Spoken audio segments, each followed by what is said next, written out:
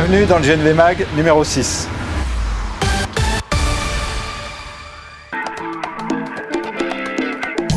Nous sommes à Créteil, au centre bus de la RATP, qui s'engage dans une démarche de développement durable et va mettre en œuvre une flotte de 1600 bus au GNV d'ici 2025. Nous irons ensuite chez GNVer, le leader historique du GNV, qui gère plus de la moitié des stations en France. GNVer développe rapidement son réseau et déploie une offre de stations multi-énergie. Puis nous nous rendrons près d'Annecy où Proverilis a installé une station privée pour le transporteur Meigevan Frères. Proverilis développe une offre de stations privées clé en main adaptée aux différents besoins de ses clients. Enfin, nous irons à la rencontre de Damien Pichereau, député de la Sarthe et secrétaire de la Commission du développement durable et de l'aménagement du territoire. Damien Pichereau nous évoquera les enjeux d'une mobilité plus durable et la place du GNV dans le mix énergétique du futur.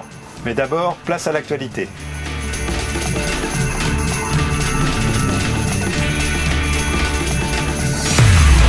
Les bus roulant au biogaz arrivent en grande couronne parisienne. Île-de-France Mobilité convertit actuellement 8 dépôts de bus au bio-GNV et un 9e à la mobilité électrique. La conversion de ces 9 dépôts permettra d'avitailler près de 600 bus propres sur les routes franciliennes à compter de 2020.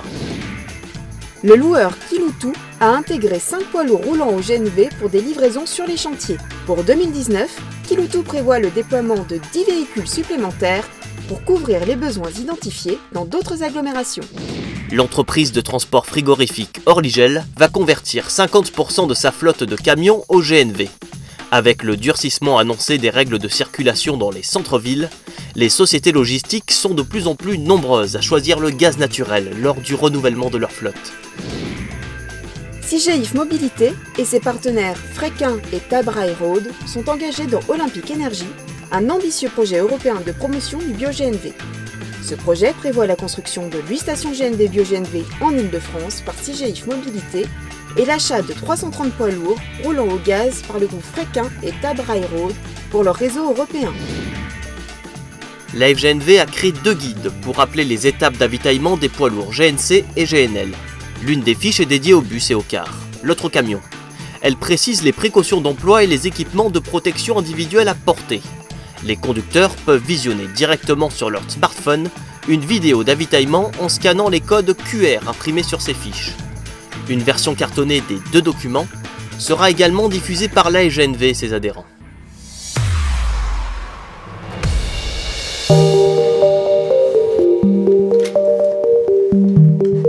Nous sommes dans les bureaux de GNVer, filiale du groupe Engie, l'opérateur historique du GNV en France, qui gère le plus important réseau de stations d'avitaillement, publiques et privées. Et maintenant, allons à la rencontre de son directeur commercial, Habib Sehil.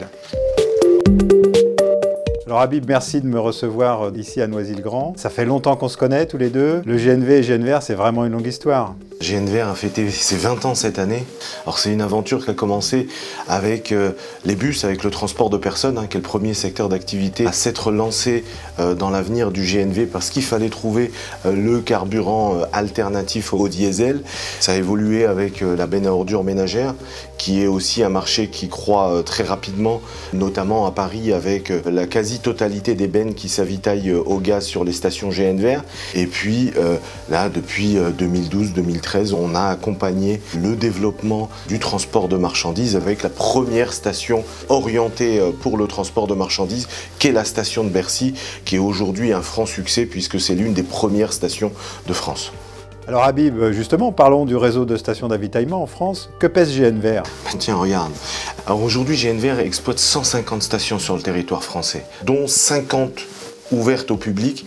Et ça signifie que GNVer aujourd'hui gère plus de la moitié des stations GNV en France. Parce qu'il y a environ une centaine de stations ouvertes au public en France. Effectivement. Il y a 4 à 5 ans, on construisait 1 à 2 stations par an. En 2018, on met en service 18 stations. L'année prochaine, le développement prévu est de 22 stations. Le développement est très important pour GNVer, mais aussi pour la filière GNV. Et sur quels critères décidez-vous d'implanter des stations? Le premier critère, c'est de répondre à nos clients. Donc on va se mettre là où la demande existe. Et le second critère, c'est de se positionner à un endroit où il y existe un potentiel de développement important. Tiens, on peut prendre l'exemple de la station de la Courneuve. Elle accueille des poids lourds de Carrefour qui font le plein de biométhane, des bennes à ordures ménagères, mais aussi des autocars. C'est une station mutualisée aux usages et qui a un fort potentiel de développement. Habib, comme tu le sais, la filière est convaincue de la pertinence du mix énergétique dans les transports. Que fait GNVR dans ce domaine? GNVR se veut être l'opérateur de mobilité durable. Alors bien entendu, le GNV, mais aussi l'hydrogène renouvelable qui est en train d'arriver par le secteur d'activité du transport de personnes. GNVR va construire les 2 premières stations en France d'hydrogène renouvelable qui vont alimenter les 2 premières lignes de bus en France. Ce sera à Pau et à Lens. Tu vois Gilles, notre vision c'est de proposer des stations multi-énergie avec notamment du GNV, du biométhane, de l'hydrogène et tout cela sur un unique site. Merci beaucoup Gilles d'être venu. Merci pour cet accueil.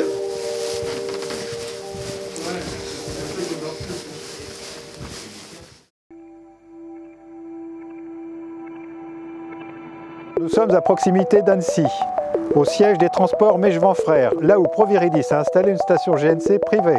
Allons-y.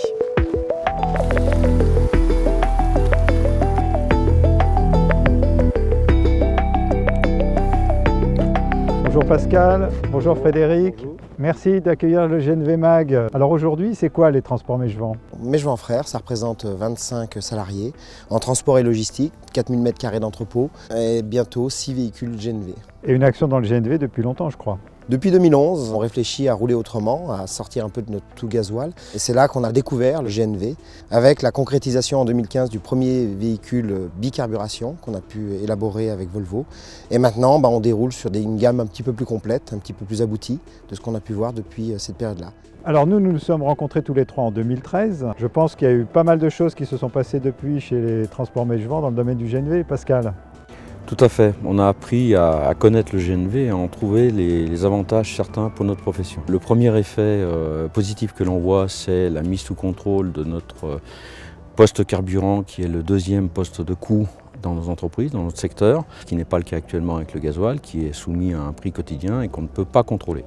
Et donc cet aspect mise sous contrôle nous permet de quelque part lisser nos coûts, puisqu'il y a une relation client avec les chargeurs complètement revus par le fait de contractualisation beaucoup plus longue. Donc on cherche à chaque fois, étant donné que les véhicules sont plus chers, à trouver des solutions un peu innovantes pour parvenir à ce qu'on soit iso-coût in fine. Et le 3e point, c'est aussi une facilité d'exploitation, surtout dans notre région concernée par les interdictions de circuler par rapport à la pollution.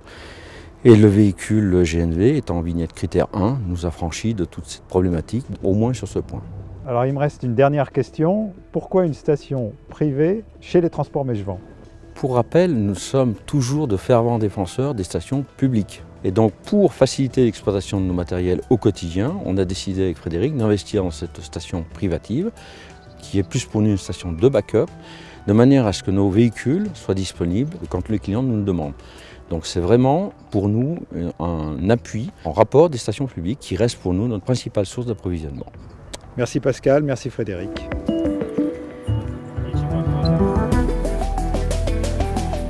Alors Eric, nous nous sommes vus il n'y a pas si longtemps que ça pour l'inauguration d'une station GNL publique à Saint-Quentin-Fallavier. Nous nous retrouvons aujourd'hui chez les transports Mégevent pour l'inauguration d'une station GNC privée. Pourquoi? Aujourd'hui, cette petite station fait partie de notre offre de stations clés en main pour l'ensemble des besoins de nos clients, donc qui vont de ce type de station à des stations évidemment GNLC, mais surtout qui vont passer par des stations GNC réseau standardisées, à tel point qu'à partir de l'année prochaine, sur les 15 stations qu'on va déployer, 12 seront des stations GNC réseau. Donc un grand changement de politique par rapport à notre démarrage qui n'était que sur des stations publiques GNL. Eh bien merci Eric, et puis bon vent à Proviridis.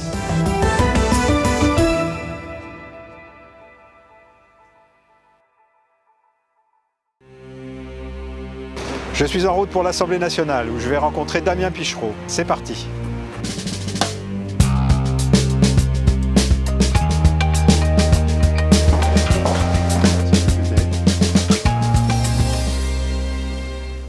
Damien Pichereau, bonjour. Merci de nous accueillir à l'Assemblée nationale. Vous êtes député de la première circonscription de la Sarthe. Vous êtes également secrétaire de la Commission du développement durable et de l'aménagement du territoire. À ce titre, quels sont pour vous les enjeux de la mobilité en France? À titre personnel, j'en distinguerai 3. La première des choses, c'est comment on fait pour avoir une mobilité plus durable. pour aller à son travail, pour emmener ses enfants à l'école, pour aller voir le médecin, pour aller faire ses courses. Or, les moyens de mutualiser de déplacement type bus ou les trains ne sont pas partout, mais le développement du covoiturage, de l'autopartage, de l'intermodalité aussi, d'aller prendre sa voiture pour ensuite prendre un bus, pour finir pourquoi pas à vélo ou autre. Voilà, ça c'est une vraie révolution. Et on doit voir comment on fait demain pour réorganiser le transport, pour avoir la mobilité pour tous. Et ça c'est le deuxième enjeu. On a un chiffre, un Français sur 4 a déjà refusé soit un travail, soit une formation parce qu'il ne pouvait pas s'y rendre. Comment on fait demain pour limiter cela? On apporte une réponse dans la loi mobilité qui est de changer la gouvernance, en quelque sorte, qui est de faire en sorte que cette politique de transport elle soit gérée au plus près du bassin de vie de nos concitoyens, que ce soit sur nos territoires ruraux et nos territoires urbains. Et enfin, troisième enjeu, à mes yeux encore une fois, c'est comment on fait pour que cette mobilité elle soit soutenable dans le temps. Quels moyens de financement on trouve pour pouvoir non seulement assurer le maintien et la rénovation du réseau existant, qu'il soit routier ou ferroviaire d'ailleurs, mais aussi pour développer de nouvelles infrastructures, telles que par exemple les réseaux d'avitaillement sur le gaz naturel. Alors parlons maintenant énergie. Quelle est votre vision du mix énergétique dans les transports à l'horizon par exemple 2030? On voit une vraie évolution sur cette question du mix énergétique. Il y a encore cela 3-4 ans, on nous disait globalement les poids lourds seront au gaz naturel et les voitures seront électriques. Aujourd'hui, on voit bien que ce modèle, il n'a pas de raison d'être.